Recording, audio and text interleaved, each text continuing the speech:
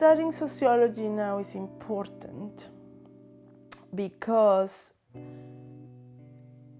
change has happened, because it's possible, right? The fact that I'm here, just to start, like a Mexican lecturer, black woman in Cambridge, is already a sign of change, right?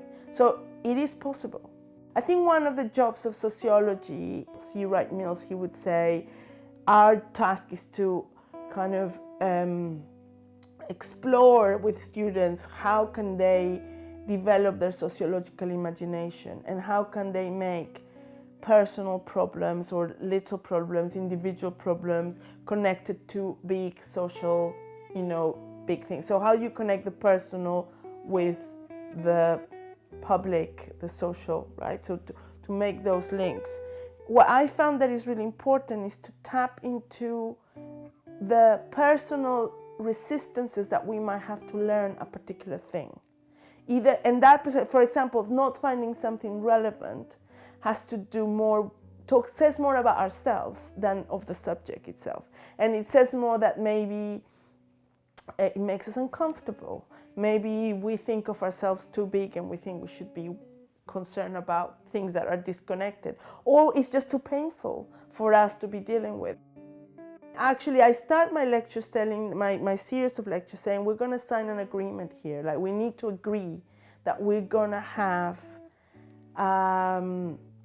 discussions that are going to be uncomfortable, but that we're going to need to speak, and that's the deal here. If we don't talk here, where are we going to talk about these issues?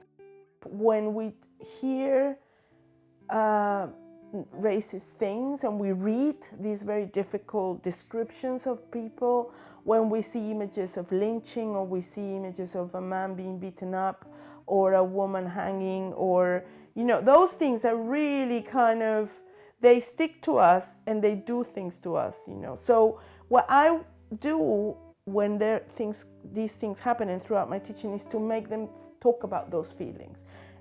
Because it might seem weird, in a teaching environment where you're just like, oh, here are the facts and here's the information, process it, these are the tools to analyze it, go home now.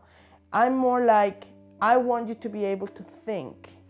And to think, we need to not be so stressed and use those barriers and those feelings to cover up our process of thinking and engaging. It's a very specific method whereby she asks us to talk to the person next to us and speak uninterrupted for 2 minutes and listen entirely to that person. And then it's the other person's turn to speak uninterrupted for 2 minutes. And you'd be surprised at how it feels to speak and know that person is listening for 2 whole minutes, which is actually quite rare. And it allows you to let out all the kind of emotions that have been incited by the kind of the shocking nature of historic racism or contemporary racism. So, for example, in SOC 3, I teach on 3 topics that are a module within the course called body projects, the body projects. So they're global body projects. So basically, I try to bring issues of cosmetic surgery, sex tourism, and beauty pageants. And those 3 topics allow me to explore with them issues around intersectionality, the situation of women, debates around feminism that are tackling these particular issues, and how they cross nations and how they connect people and power relations in different ways.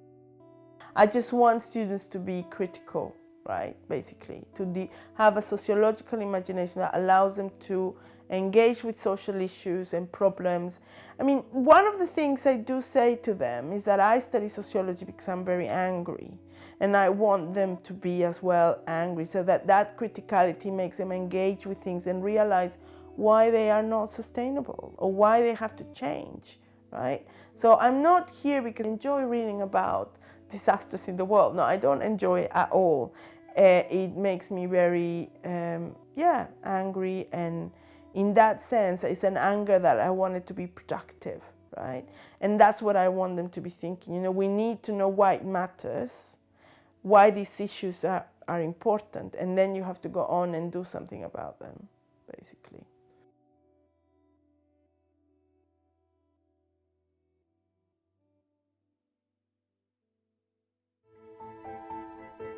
Dear world, yours, Cambridge.